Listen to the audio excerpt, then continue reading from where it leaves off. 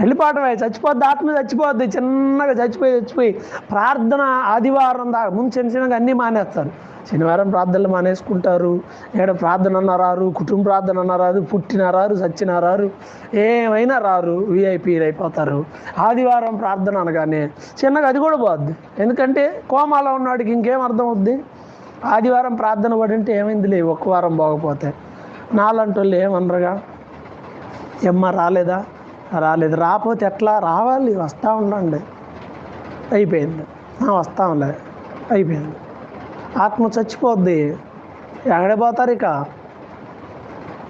మనిషి ఈ ముళ్ళతో కుచ్చి అణిచివేయబడిపోతూ ఉన్నాడు. ఇది నిజం. విశ్వాసులు చాలామంది ఈ పొజిషన్లో ఎక్కువ మంది ఉంటారు. ఏదో ఒక ముళ్ళు కుచ్చుతూ ఉంటుంది, ఆడిపోయేది కుచ్చుతూ ఉంటుంది.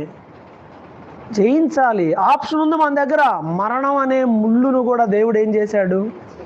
ఎరగొట్టాడు. అంత పెద్ద ముళ్ళు ఎరగొట్టిన వాడికి నీ ముళ్ళు ఒక లెక్క. అడిగితే ఎరగొట్టడా? అడగాలి మనం దేవుణ్ణి. ఏ ముళ్ళు అయితే మనల్ని కుచ్చి మనల్ని పైకి లేకుండా చేస్తుందో ఆ ముళ్ళుని ఎరగొట్టేసేయాలి. దేవునికి సాధ్యం అది.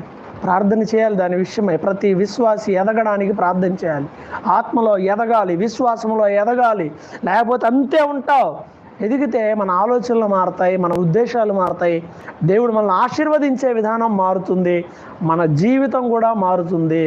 ఇంకెప్పుడు ఇలానే ఉండాలని కోరుకుంటారా ఏంది?